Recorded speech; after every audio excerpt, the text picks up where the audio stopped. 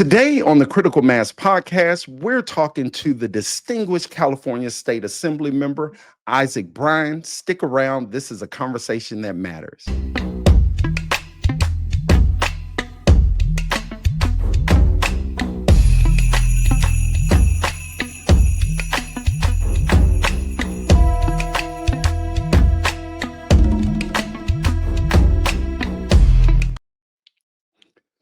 Welcome to the Critical Mass podcast, where we talk about all things ADOS and work to build the critical mass needed to fight for reparations and a transformative Black agenda. I am your host, Simeon, and today's episode is sponsored by the ADOS Advocacy Foundation. So glad to have you all here today listening and viewing. We have a special episode. Last episode, we talked about reparations. Today, we're going to take it to the state level and talk about some of the awesome things being done in California with our distinguished California State Assembly member, Isaac Bryan. In addition to having Isaac Bryan here today, we also have the founder and CEO of the ADOS Advocacy Foundation, Yvette Carnell, who's joined us for a couple of episodes. So I'd like to bring Yvette out first and talk a little bit about what's going on with the foundation. How's it going, Yvette? Hey, Simeon, how's it going with you? It's going well. It is going well. It's a little hot in North Carolina right now, but I'm making it through. How are things down in Georgia? Hot. Ain't no different. The South is the South, these plantation states. Oh, it is. It is. And speaking of hot, there's something hot off the press for the ADOS Advocacy Foundation, and that is the ADOS Reparations Framework. So since I have you here today, I'd love to just hear a little bit about this framework. And we talked about it last episode, but for some of our listeners and viewers who might not have seen that yet, can you tell us a little bit about this framework? Well, I think for me, I'm just happy that it's here. And shout out to Aisha Muhammad, who actually did the work of writing that. I'm just happy that it's finally here because people talk a lot and they ask a lot of questions. Okay, who does it include? What do we do about land? What do we do about the money? Who get it? How long? And so I think one of the things that you have to do if you want to have a serious reparations conversation and you want to have serious reparations advocacy is you have to define those things. And I think, you know, we did what you need to do to define all of those aspects, right? So those questions can't be asked anymore. And this is the only kind of serious, on a national level, a serious framework leading to a serious bill. Because remember, we raised $100,000 for a reparations bill. So this is what the path that we're on. And I think it's unfortunate that more hadn't been done toward that path by now. But I'm just happy that it's finally here. And shout out to Aisha for getting it done. Shout out to Aisha Muhammad, Policy Director for the ADOS Advocacy Foundation. Shout out to you also, Yvette, for putting the foundation for this to get done. Really, really excited. I've had the opportunity to read, had the opportunity to contribute as well. And I would say if you're looking to understand reparations more or to advocate around reparations, this is a must-have book. You can get it directly on Amazon right now. So look up ADOS Reparations Framework and make sure you have your copy. Also, it's a great something to send to somebody. I bought 2 copies solely to give one away because I believe it's a work that's that important. So shout out to you, Yvette. Shout out to the ADOS Advocacy Foundation and all the volunteers across the country. For those that do not know, the ADOS Advocacy Foundation is a foundation advocating for reparations and a transformative Black agenda, Black politics, specifically politics that affect American descendants of slavery. We currently have chapters across the country. In those chapters, it's 11 right now. That includes Georgia, Maryland, New York, North Carolina, California, Kentucky, Mississippi, Massachusetts, Missouri, New Jersey, and Florida. So if you are interested, you can go to joinados.com and get your political advocacy on, because that's what we're doing here. Well, on that note, Yvette, I want to bring out our special guest today to talk about some of the great work getting done in California. which, as you know, California, they've already had a reparations task force. And from that reparations task force, there has been some strong advocacy from our lawmakers and the community in relation to reparations and Black politics in California. So, one of the traditions here with the Critical Mass podcast is that we read the whole bio.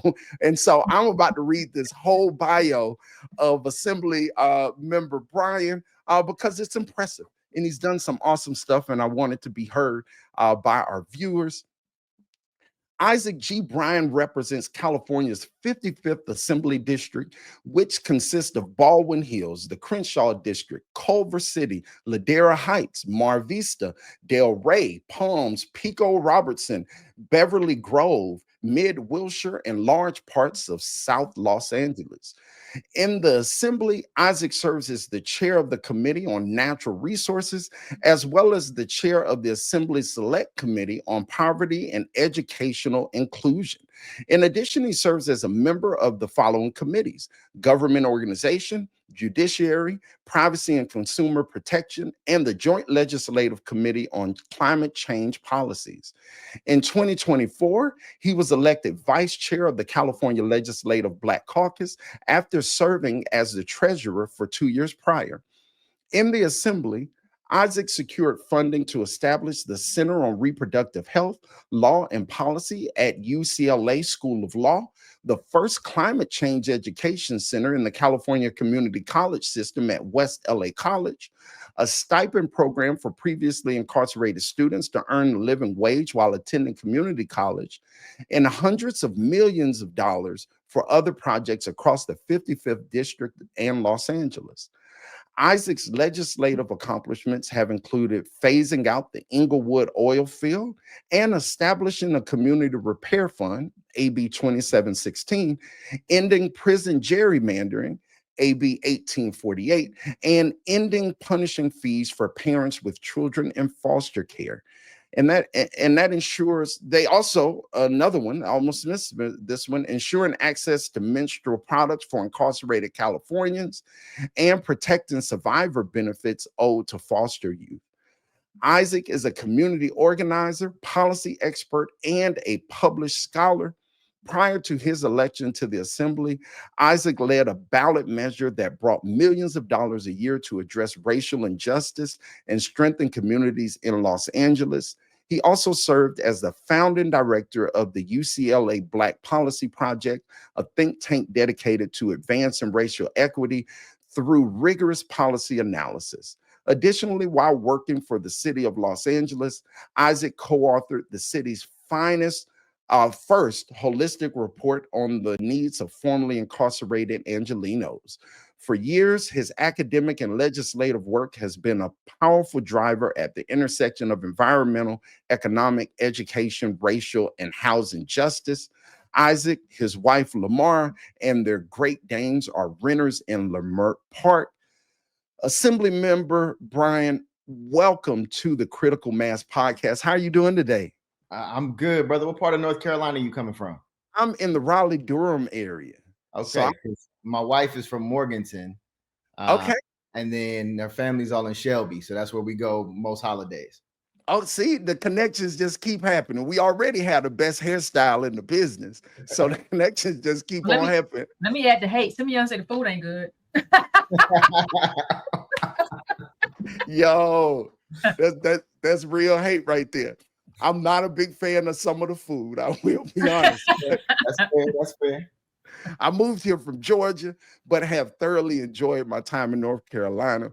I was reading that bio, and it led me down a rabbit hole about you. When I started preparing for this, I'm sorry about that. Yo, I enjoyed every bit of it. When I started preparing for this interview, I started with just your bio and kind of went from there. And one thing that was sure is that you were a mover and shaker in California politics, and you were a mover and shaker in California politics before you became an elected official.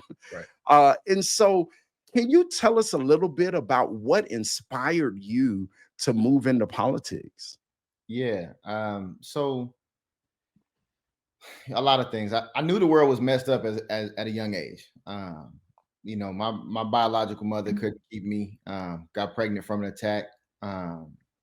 I became a part of the Bryan family. They did foster care for 26 years and adopted 9 of us. Had hundreds of foster siblings come through the house growing up. So you could just see the way patterns replicate themselves, patterns of poverty, blackness, houselessness, different struggles intersecting and then compounding to the next generation, right? Kids who, are born into these struggles and sometimes don't even get a chance to move before they encounter their first system of harm, the child welfare system. And so I knew things were messed up growing up. I didn't know what I wanted to do about it or what to do about it. Had a couple of siblings who were incarcerated when I was younger. My little brother's incarcerated right now. I was a terrible student. I failed out of middle school, bounced around, went to 3 high schools, and I was government student of the year my senior year.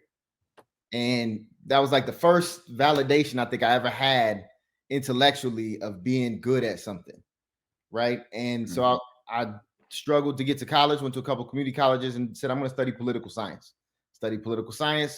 Double majored in sociology, came back home to UCLA to get my master's in public policy. And once you get that master's in public policy, people don't really ask where you came from before that or what you've been. All of a sudden I was validated, certified.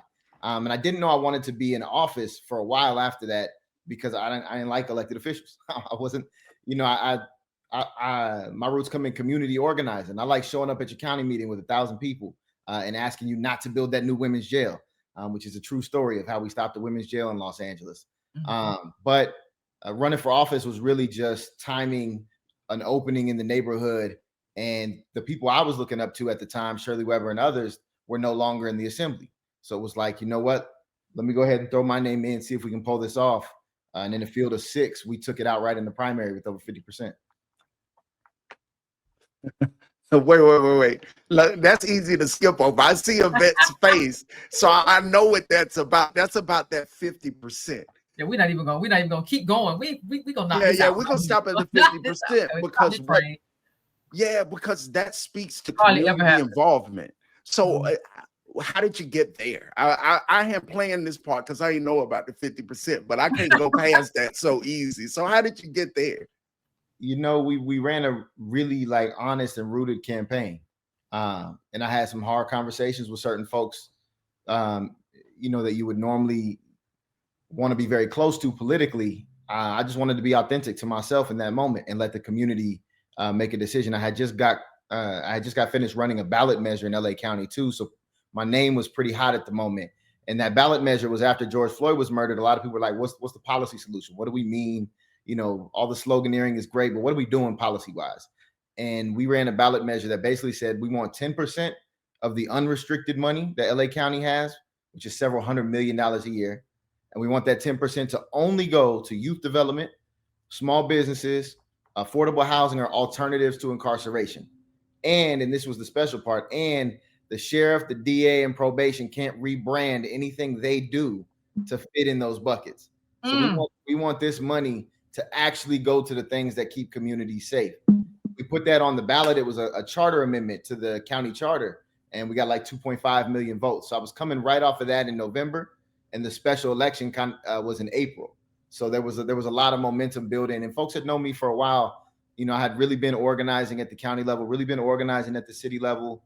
I had this position at the university when I founded the Black Policy Project and at the Ralph Bunche Center that allowed me to do research, but also take it into the hands of folks who are getting active and really trying to make a difference with this new knowledge. And I really enjoyed that position. I really did. Now, so, and I hear the theme, and things that your legislative priorities, I hear a theme and I feel like a lot of it is about the least of Californians. It's about the least of us. Some notable legislation that you've worked on, restoring voting rights to incarcerated Californians through ACA 4. And I believe that was in 2023, but isn't it something that comes up on the ballot soon? So we didn't quite get it onto the ballot. I got it to the assembly floor and I couldn't get the 2/3 vote I needed, but we've restored voting rights for folks who were on parole. If you're in a county jail, you can vote right now, mostly because people in county jail are pre-trial. You haven't been convicted. You haven't lost your right to vote. And we found other ways to enfranchise folks. I'm not giving up on that fight, though. I think everybody should be allowed to vote. We have 3 states that allow you to vote in prison. We have countries around the world, our neighbors to the north in Canada, Israel, Norway, they let you vote in prison. The only reason we don't is tied deeply to the afterlives of enslavement. I really have an appreciation for that, especially your differentiation of county jail and how this is actually pre-incarceration. This is pre-conviction in a lot of cases. So why are we acting like those folks are already felons? That's exactly right. And they should be allowed to vote. And most of them could come home if they could afford their bail. And most of them take plea deals because they can't afford their bail so that they can come home. It's a really messed up system. And it's what I spent, the better part of my professional life trying to make changes to. And I want to put a pin in that because I think that there's a connection to gerrymandering right there. In prisons, I'm going to put a pin in it. I'm busting at the seams for it, but I'm going to put a pin in it because we're going to talk about that in a little bit. Also, increasing wages for incarcerated workers. So you mean you don't want people fighting fires for nearly free right now? Or what is this? What is that about? I think slave wages are immoral for folks on the outside, folks on the inside, especially folks who are putting their lives on the line to protect folks. And here in California, we've talked about it every time there's a major fire. We talk about these guys are heroes. These folks are on the front line in jumpsuits, protecting families and property. And we never do anything. We'll give them some good time credits or things like that. 3 of these folks lost their life in one fire season. We should pay them properly. So I've called for them to be paid at least the federal minimum wage, which is $7.25 an hour. But then we got the money put in the budget already. So it's all but a foregone conclusion. I feel very optimistic the governor is going to sign it. What's even crazier is I made it bipartisan, which that took a lot of work and effort. And that's a whole other story for another time. But, I think, Yvette said this a lot and others, the mission doesn't have partisan affiliation. You just notice common themes amongst folks in certain spots. But when you can come together for what's right, it's a beautiful moment. That doesn't mean there's still ops. There's not still ops, but it's a lot harder if everybody's at the table moving the same direction. Right on. And yeah, Yvette definitely pushes nonpartisan advocacy because our community. Tell us about that. Well, I just feel like, if you can build a coalition, then build it. Like the bricks don't matter. Like if you need to build a house and like one brick is red and one brick is blue and 5 of them are blue and you can get one red one, it don't matter. You're trying to build a house. So I think anytime you can build a coalition to do the right thing for the people that you work for the constituents that you have, and your moral value too, right? Because like what you just said, a lot of this comes out of your history. A lot of this work comes out of your life. If you can build a coalition to like improve the lives of people who are like you, are like your brother, right? I think you can't be like, but that's a Republican. It just doesn't make much sense. I fully agree. And I think, I think it. Something that gets lost in politics is the people. You get labeled Democrat, Republican, other things, and you forget the people. There's some Republicans I trust more than some other folks. And there's some Democrats I don't trust at all, and some Republicans I don't trust at all. And I think you stay rooted to the mission, and you just make sure you never get caught in a situation where you playing yourself or you being used for somebody else's motives, and it's not authentic. But especially at the congressional level, we worry about it less here in California, but in Congress, it's the only way you're going to get stuff done. Everything had some Republicans that broke rank or some Democrats that broke rank. So, we'll see. But yeah, and in that same concept of increasing wages now, currently, and there's been a long-standing wage cap of $2 per 8-hour jail shift. Right. So you have folks fighting fires for $2. At the county jails, any labor, for some reason we have this state law, it's still on the books because my bill hasn't been signed yet, that limits the amount you can pay somebody in jail. Why do we have a law telling another level of government, the county, what they could pay? What if LA County wants to pay $5 every 8 hours, or San Diego County wants to pay you minimum wage? There's no reason the state should preempt that. So we're taking that preemption off the books. That way folks can fight these fights at the local level. and go county by county and try to get some dignity and respect that way. Mm. Right now, a bag of Cheetos in LA County jail costs you $5. That means you've got to work 16, 20, 25 hours to buy a bag of Cheetos. And it's wrong. Mm-hmm. That also means that you're taxing the family that's not in jail. That's correct. You're Yeah. Stuff. Yeah, we know who yep. the phone time in the commissary. We know who's really impacted. And this was really how I got the bipartisan support on both of these efforts. It is victims restitution. How you gonna throw restitution on somebody who has no money? And particularly somebody who's working full time. That's a heck of an angle right there. Yeah, that's a heck of an angle. Hey, forget dignity, forget respect, forget slavery. Let's talk victims. They know gonna get their money. You gonna pay them. Right. And it's logical too. It makes sense. And the next portion in relation to incarcerated individuals, notification rights for families, I found this really personal. I have an uncle who's been incarcerated in New York for well over 20 years. And some of the experiences that my family has dealt with in terms of him being hospitalized, him being hurt in jail, all of the things where there was no notification, where no family member was known. We find out after everything's over. I haven't been able to talk to him in a month. And didn't know why. Can you tell us a little bit about AB 1269? Yeah, that's Waukesha's law. Similar to your uncle, but a tragic local story.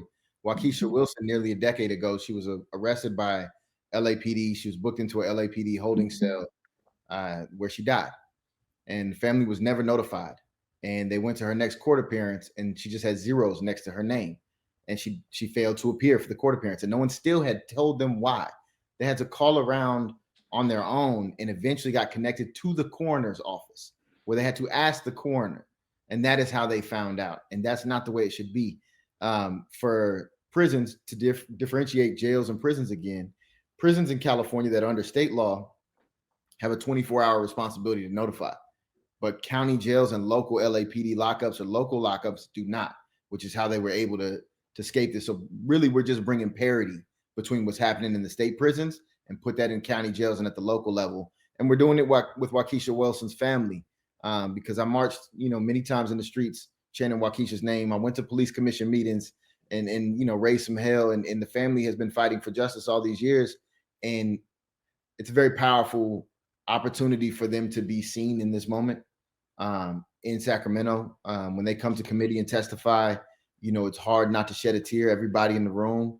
And to be able to memorialize Waukesha's legacy in state law feels really important and powerful. I'm very optimistic about this legislation because it brings parity between the two levels of government. We did have the sheriffs oppose us, and they said it would increase costs. I said, you got that many people dying in your jails? It sounds like we have another problem. But I think ultimately we'll be able to get that to the governor's desk, and I'm hopeful that he'll sign it, maybe even with the family nearby. Absolutely. And a couple of other initiatives I'll hit really, really quick. The referendum reform bill, which I think about, I see referendums as I look through different states, and half the time voting no means yes. That's exactly right. Like voting no means yes. So tell me about that one. So this is a slightly longer story than just that bill. A few years ago, we ran a bill to end neighborhood oil drilling. So you can't drill for oil within 3,200 feet of where we eat, sleep, and play. Oil companies lost their mind. They spent $30 million in 3 months to referendum it and put it back on your ballot. So that basically pauses the law. It doesn't go into effect, and the voters get the final say. But like you said, Simeon, that yes or no is confusing. And that's never been changed in 112 years. And I decided to change it. I was elections chair at the time, and I wanted it to be very clean. So instead of yes and no, if you get a referendum on your ballot now, it says keep the law or overturn the law. Clear. Those are the boxes you fill in. You don't have to worry yes, no, keep the law, overturn the law. And because we changed that, the oil company, the polling went in the toilet for them to stop us to roll back this law, and they pulled that referendum back. They blew $30 million and then folded because we changed the law. For all y'all watching, out in YouTube or listening on Apple Podcasts or wherever you're getting this today, if you're looking at things to do around the country that could improve the quality of lives of citizens, that could improve how we engage government, I think this is a great example of it. Just simply making things clear. And so I really enjoyed that one. And the last one, oh, go ahead, Vic. I'm just saying because I'm just saying I consider myself a political person, right? So I swagger my little self into the polling place, and I knew these two things were on the ballot. Like it was something about taxing old people, whatever, the elderly, and home property, whatever. Child, the way that thing was written, I had to step aside. Like, wait a minute, we don't have that. So like that is so important. I think if I, who didn't think I know what I'm voting, I ain't got to really read it. If I got confused by it, I think that tells you that like in a nationwide kind of way, we need to get rid of the way these things are worded, because then they go through excise tax and 25 cents. Hey, do you want this or nah? That's the kind of thing that you want. Simple, people can understand. That's right. And in this case, like business, oil companies, whoever uses the referendum process the most, and it's traditionally deep pockets because it costs a lot to qualify, they already knew that a yes just default, no matter the issue. Yes, it was easier to run a yes campaign. And so that was also messed, right? So it's like, it doesn't even matter what it is. You already start ahead with if you're on the yes side or the no side. I forget which side it is. I'm gonna be honest. I don't know if it's the yes side. I'm always inclined towards no. So so everybody has an inclination that don't make sense. It might be the no side. It's harder to run the yes side, but that goes to the confusion again. But either way, the fact that the issue doesn't matter because the way the question is worded, you already ahead over here. We had to change that. Just make it clear for folks. You know, my daddy used to say he was fairly apolitical. And he used to say that politics is full of nasty tricks and dirty people. And I grew up here in that hardcore, right? I grew up hearing that. I grew up hearing that.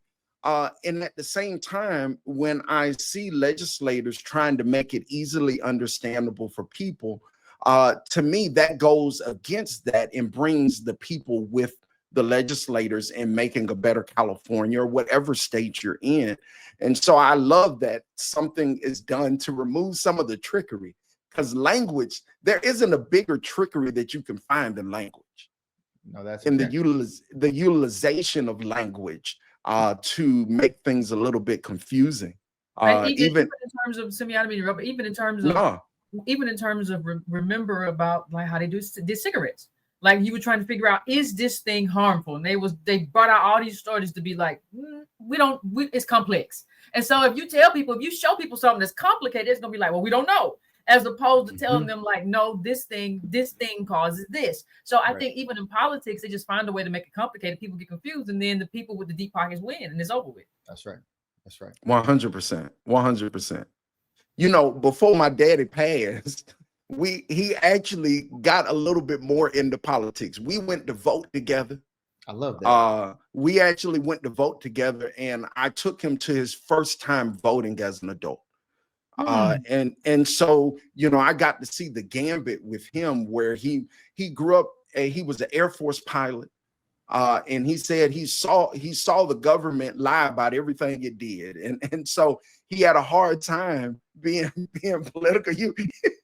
Yvette's heard me talk about my father before, but he had a hard time being political because he just didn't believe any of it was true. I mean, and beyond that goes kind of the core of why I ran. It's why it's why the opposition party and others, like, I'm such a threat to them. And it's so important to try to run dirt on my name or to try to discredit, because the work, like you said, you do a deep dive, the work is solid and the work goes back a long time. And I stand on that, and community stands on that. But that I think is the whole point of running. If you're not about doing the real work, then there's plenty of other things you can go do with your time. Yeah, go do absolutely. Go do what you like. You're absolutely right. But I have a question, Samia. Who did you and your daddy vote for? Oh, now you know you're gonna ask that, and you know, look, and you know, some local election. Don't give it no out. And you know it was 2008. Oh, okay. You know, it was 2008. Okay. You Yeah, know, I did the same thing. So I just, but that but I think the Obama. This is a whole nother conversation. But I think that was a great opportunity. How many people we got? They was the first time voting. They were out there with lawn chairs and everything. absolutely. And you know, I don't think that we as people and as you know, people who want the best for poor people and ADOS people executed on that hope. But that's a whole nother conversation. And you know, on that note, it meant something. It meant something to my father to cast that vote as well. He put on his slacks to do it. Oh, you know what I mean? Like that was a real ADOS man thing to do. He put on his slacks and his tie and his coat to go vote. yeah, And it meant something to him. And he comes from his aunt, my great aunt. She was registering voters in Columbus, Georgia for 30 years, 30 plus years. And so he saw it around, but it wasn't until that point. I think a lot of times, and just a small segue here, a lot of times the public has to see things that they can get on board with in order to kind of galvanize the public. For you, Assemblymember Bryan, you're operating in a state, and you're like a black man. Like you're a black man. There's only three of us. Yeah, part of your bio that I really wanted to read was the last line, and I know you have it in there on purpose, that you're renters in Lamert Park. Yeah. And so even as an assemblyman, home ownership isn't a guarantee in this space. So given that you're in the state of California, it's less than 6% Black. Yeah. And you're a Black legislator. What does legislating with Black folks in mind look like when you only have 6% of a population to be behind your back? That's a great question. There's 12 members of the Legislative Black Caucus out of 180 in the legislature, right? And that's 9 in the Assembly, 3 in the Senate. You need 41 votes in the Assembly to get something out. So like I said, I got 9. And that also assumes all kinfolk is ready to ride on all things, right? So you got 9. I need to come up with another 30, 32. Coalition building. It's the only way to get it done. It is the only way to move policy. And so I've got to lean into moral consistency, lean into the legacies of fights that are traditional for folks to associate with our struggle, the criminal legal system, anti-poverty work, voting rights, right? Shout out to John Lewis and all of the elders and ancestors, Fannie Lou Hamer, others who paved the way. So leaning into those spaces that we have always found some success has been helpful in bringing folks along. But it's a challenge. It's an absolute. Wait a minute though. Hold on. Like I don't mean to skip ahead, and I don't mean to be messy, but the way this thing was talked about it's just like if the California Black Caucus had got on board with the task force, everything would have passed, everything would have been good. Are you telling me y'all are not big enough to move a piece of legislation in California? I know that's not what I'm hearing. I'm telling you that we are big enough to guarantee it through certain stages. Particularly through the whole process. Can't guarantee anything through the whole process, but depending on where we're situated in the body, we can make certain outcomes. So for example, voting rights for folks in prison, there was no chance in hell that would have got to the floor, except I chaired the elections committee, right? Shutting down the Inglewood oil field, I chaired the natural resource committee. Chris Holden used to chair appropriations. That's where most bills go to die.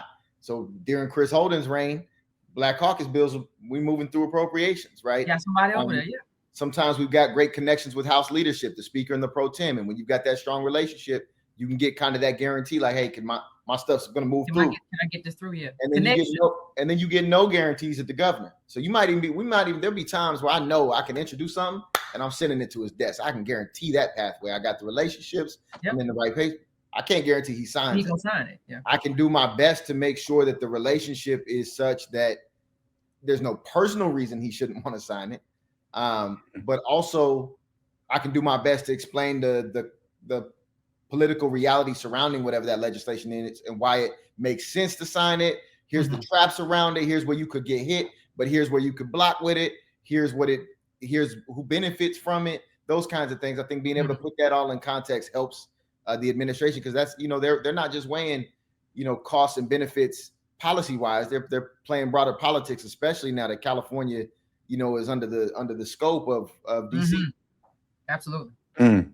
Now that brings us right into the California Reparations Task Force, if you ask me. And I was planning to go there just a little bit later, but I feel like this is the moment, so I'm updating the agenda, or as my aunt or somebody would say, the agenda. I am updating it. I'm updating that. And so the California Reparations Task Force, it concluded or the final report came out June 29th, 2023. Just some basics about the task force for those who are listening and maybe they haven't had this information. Some of the key findings, and I'll just give some generalizations here. Reparations should be lineage-based, limited to those who descend from U.S. chattel slavery and free Black people in the state before 1900. Documented harms, including housing discrimination, mass incarceration, over-policing, education inequities, environmental racism, health disparities, and the list goes on. And California racial wealth gap is directly linked to state and federal exclusionary policies, with the major recommendations. And again, I'm speaking these in general. It was a huge report. I know the harms section itself was upwards of 50, 60 pages. It was a huge report. So these are generalizations about it. Direct compensation, that cash payments tied to harms such as over-policing and housing. And I think harms is really important here. For those who were watching, harm-based versus race-based. And when we talk about some other legislation, I think we'll get into that a little bit. Policy reform, so ending discriminatory policing, reform sentencing, expand voter right protections, a formal apology, official apology from the state of California for slavery and systemic racism. And I think a lot of people think California, there was never slavery. And California became a state, I believe, 1850, but it allowed people to bring their slaves there during the gold rush, right? And so California does have a role in slavery in the United States, because you are what you allow. And you have also education and commemoration. So update a curriculum, create memorials recognizing ADOS history in California, and dealing with the education system as a whole. And I know a lot of people think that the Reparations Task Force basically created a bunch of bills, and then the Legislative Black Caucus was just ready to run with those bills and go. And I, from my research, what I've seen, you are continuing that work of the task force with some of the bills that you've brought forth in this session. So can you talk about coming from the task force to where we are today? Yeah. And why'd you keep going? Yeah, because you kept going. Nobody made you keep going. You could be like, well, I tried.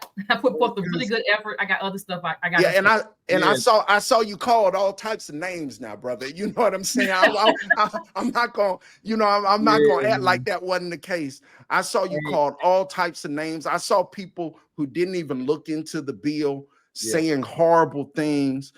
So tell us a little bit about all that. I mean, I guess the first thing is I'm just built different, right? Like that stuff doesn't faze me at all. You know what I mean? I got into I chose what side of the work I wanted to be on. There's the side where you're yelling at folks to do something different, or you're in the position to do things and do them the way you think that is right. The reason I continue this work is because I helped start this work. History gets, erased so fast. When Shirley Weber introduced the Reparations Task Force bill, she went through the Judiciary Committee on the Assembly side, her house, very first committee. And every time you go through committee, you get an expert witness. I was her expert witness. First committee, first house, I was her. Antonio Moore was the expert witness on Judiciary on the Senate side, that side. But on the very first committee, very first house, I was her witness. And I threw down right from the gate. And the Black Policy Project that I helped establish helped very much do some of the economic analysis in the report. It's also super interesting. I was reading the report because I had no work in constructing it materially, and I see myself cited in the report, particularly in the criminal justice and the mass incarceration. It's like my scholarship is cited for the basis for some of these recommendations that I now then get to write into laws. And so that's a very, I think that's a position that only I hold in this work, and I take that very serious. So I understand how confused my folk got, and I understand folks who intentionally tried to confuse folks. And I don't want to get into motives or motivations. I don't really care. I know that I'm still here, and 80% of my community sends me. I get the highest win margin in the state, and folks believe in the work that we're doing across all issue areas.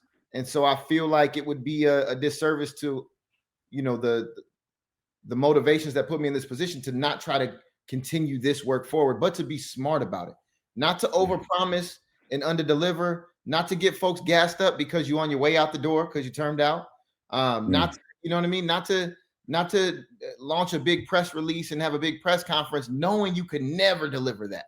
I wanted to be really smart, really thoughtful, and really intentional. And AB 7 is one of those bills. I wrote the bill myself. Nobody brought me the bill. Nobody got me language because I was thinking, and it's now starting to come out, so I'll talk about it freely. For me, this was all a legal strategy. It's in part about admissions at the universities, and that's important. But it's actually because we have no clear legal statute or precedent on whether descendants of American slavery, chattel slavery, are swept up in affirmative action bans like Prop 209 or the federal ban, or whether doing a specific harm-based approach for this specific subset of people who have been harmed in this country is different than race-based classifications. We believe it is, but there is no legal basis for that. And there's been no legislation anywhere in the country.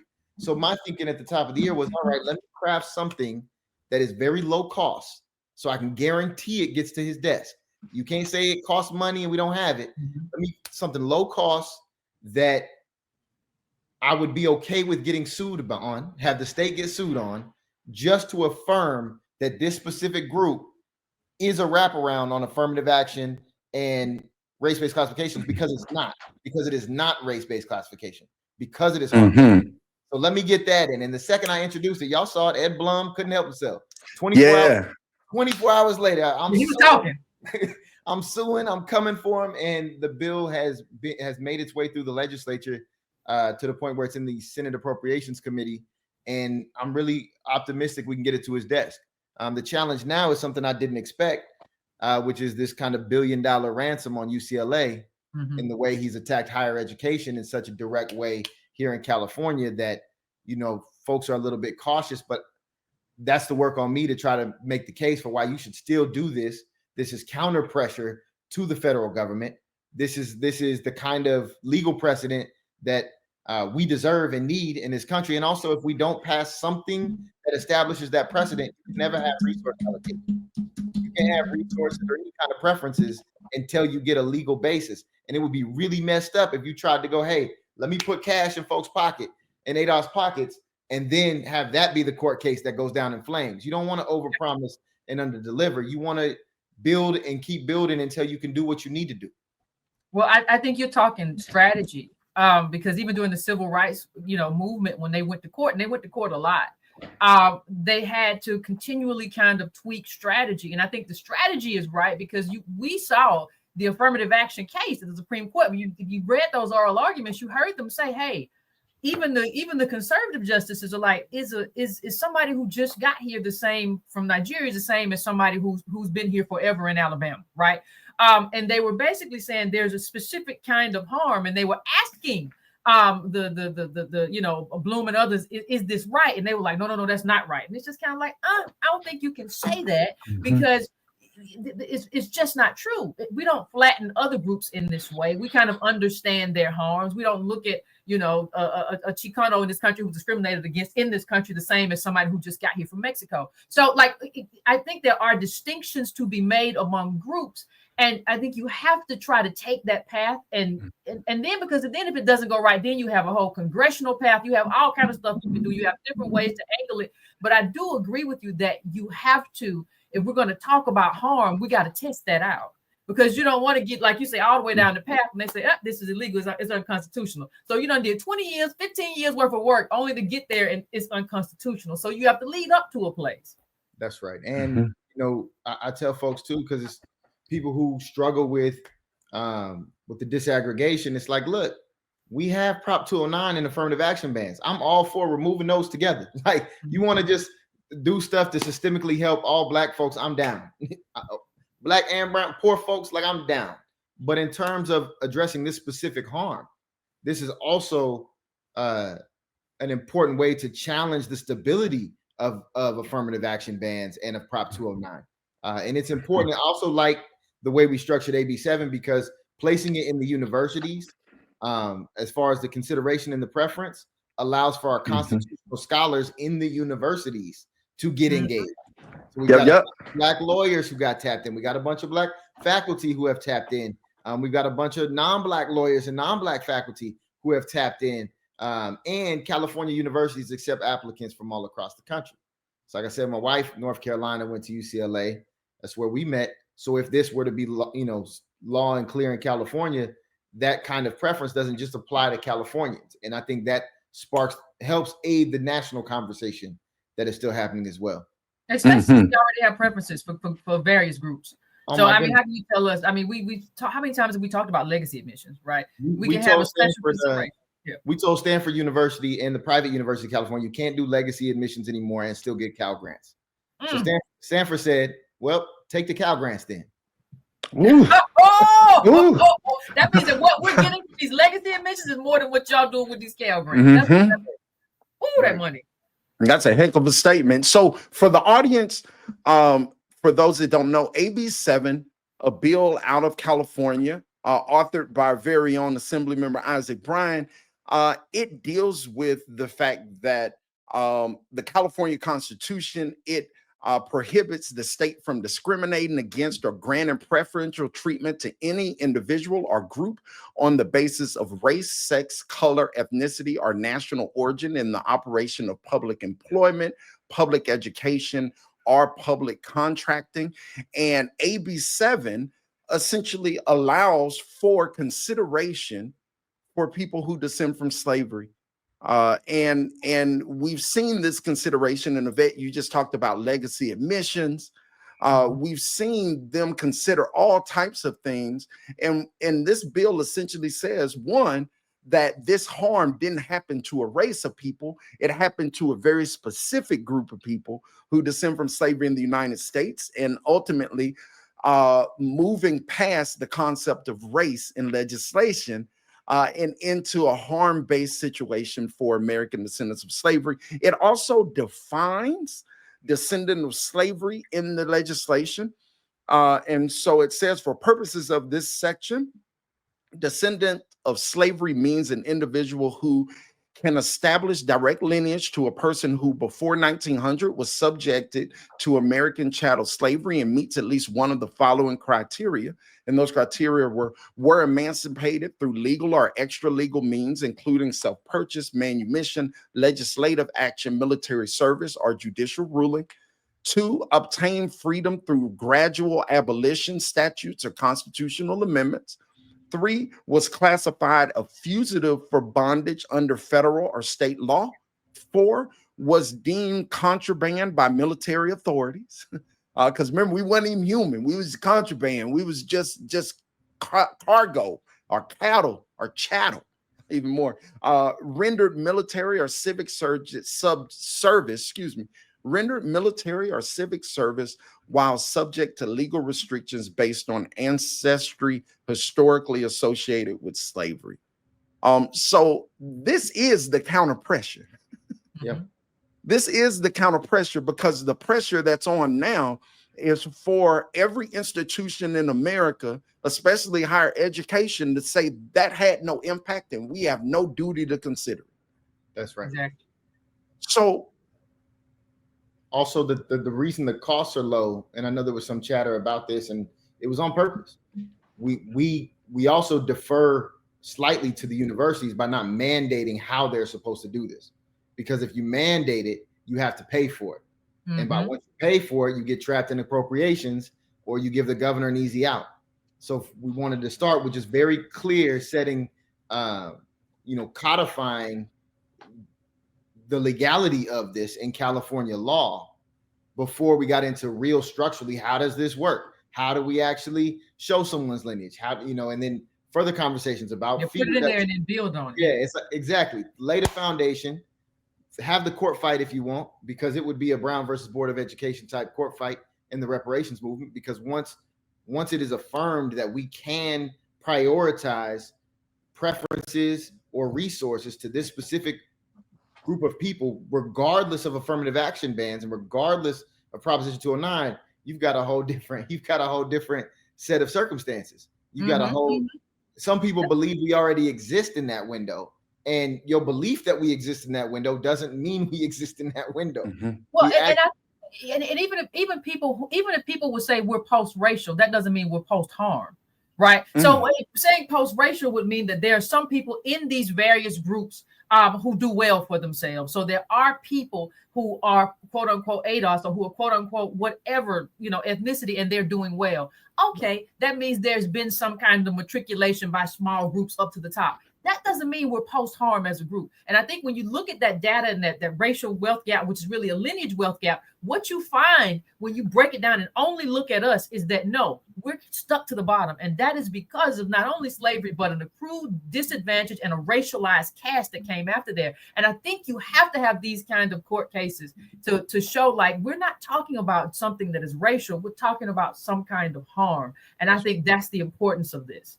And I think it's also important to do this under the Trump administration. Some people say, well, you're under the Trump administration, you're dead in the courts. It's like, no, man, make them step up, make everybody step up to this moment, right? In the judiciary, and tell us whether any form of reparations of any kind, any prioritization of people who experienced chattel slavery and their descendants, tell me tell me to my face that's unconstitutional.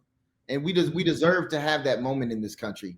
And I'm working on, I'm trying to make it happen as best I can. Still got to get the governor to sign it, putting all the pressure points I can in the ways that I can. But, right now we still got to get it out of the Senate. Also just want to let you know, I only have a few minutes left because my little brother's going off to the airport and this is his computer.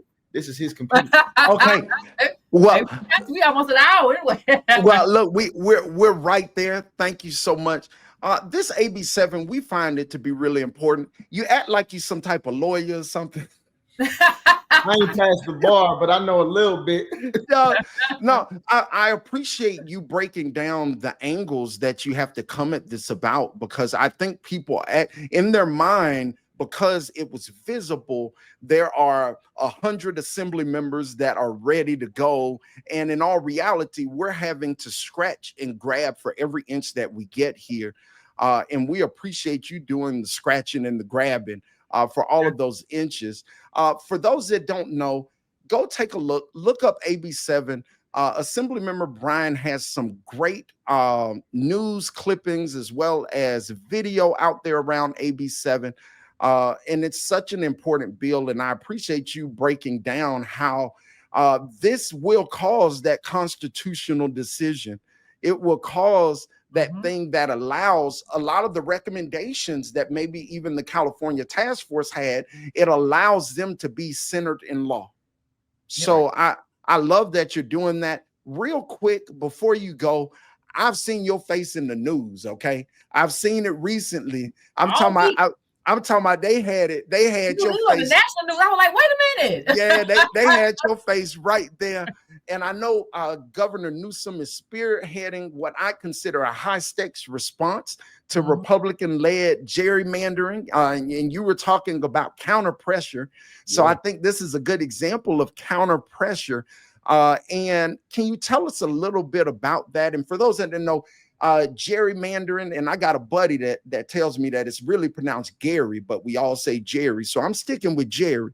But gerrymandering is essentially when they redraw districts to make it to where they have more seats. A particular political party tries to make it where they have more seats. We saw a lot of this happening in Texas and across the country, and California is doing something to kind of say, well, hold on. let's look at what this game looks like a different way. Tell us a little bit about the Election Rigging Response Act as it's been dubbed. So in Texas, they're drawing Black and brown folks out of their seats. They're gerrymandering our neighborhoods to dilute our representation or to pack us in to a single spot to dilute our overall representation in an effort to keep control of Congress in the midterms. Most presidents have a steep midterm when they move, especially like this administration did. Biden had it, Obama's had it, people have it. The midterms go swinging, and so they're trying to rig the game so that they don't lose power in Congress. And I think that that's wrong. I don't like gerrymandering of any kind, just to be super clear. In California, we have an independent redistricting commission. I proposed independent redistricting commissions at all levels of government. I also don't want to pretend that our electoral process is perfect as it is. Like I said, people in prison still can't vote. People in jail still now figuring out they can vote. We used to draw political boundaries around prisons like those were residents of a neighborhood, even though they had no political power. And so our system's not perfect by any means, and we need to strive to be more perfect. But in this particular moment, it's not even about the policy to me. I don't know if folks figure this out yet, but I'm really like, if you swing, I'm swinging back.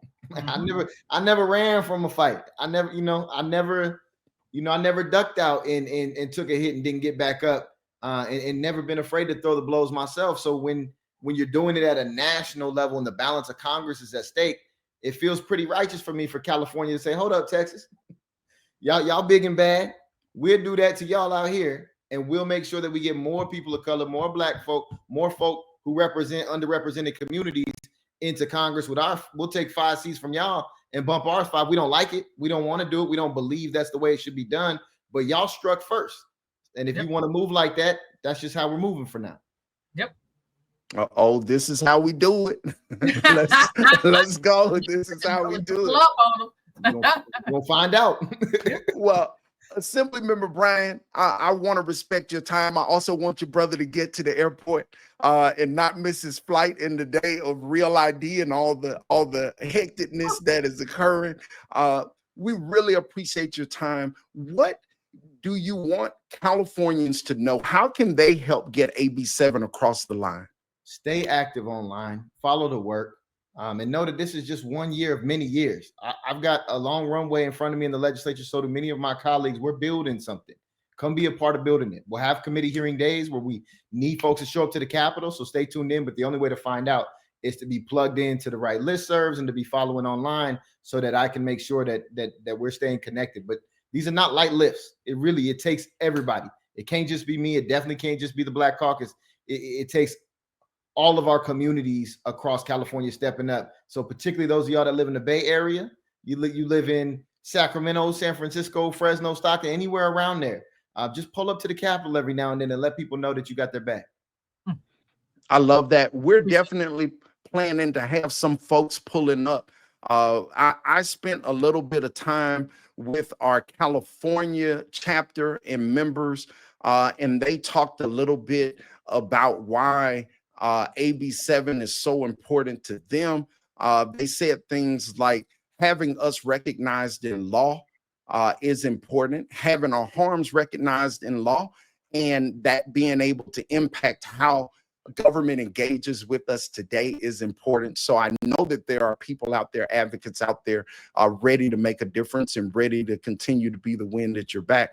I know here at the Critical Mass Podcast, we appreciate your time and appreciate you being here today. Yvette, do you have anything you want to say before we close it out? I just appreciate you being here, and I look forward to anyway. Listen, we should always show up as ADOS and the ADOS Advocacy Foundation with something is specific to lineage. And I appreciate you not kind of putting down the ball. And I know you have a diverse constituency yourself. So I appreciate you just saying, even though, hey, this phase is over with, that I have a phase 2, because that is my belief. That's what I'm from, and that's what I do. So I appreciate you. I appreciate what you're doing. Absolutely. Thank you. Y'all be well. Thank you. Take care. Hey, Yvette, I really enjoyed that. I think our listeners are going to really enjoy it as well. Before we go, I want to shout out this wonderful ADOS Reparations Framework book again. Shout out to Aisha Muhammad and the ADOS Advocacy Foundation policy team for this pivotal work. Big shout out to you, Yvette. I also want to give a big shout out to Antonio Moore and his work in California in relation to AB 3121. And your work with the ADOS Advocacy Foundation in building the mechanism needed to fight these fights. Again, I'm Simeon with the Critical Mass Podcast. Thank you all so much for being here today. And you take care, but don't forget to advocate.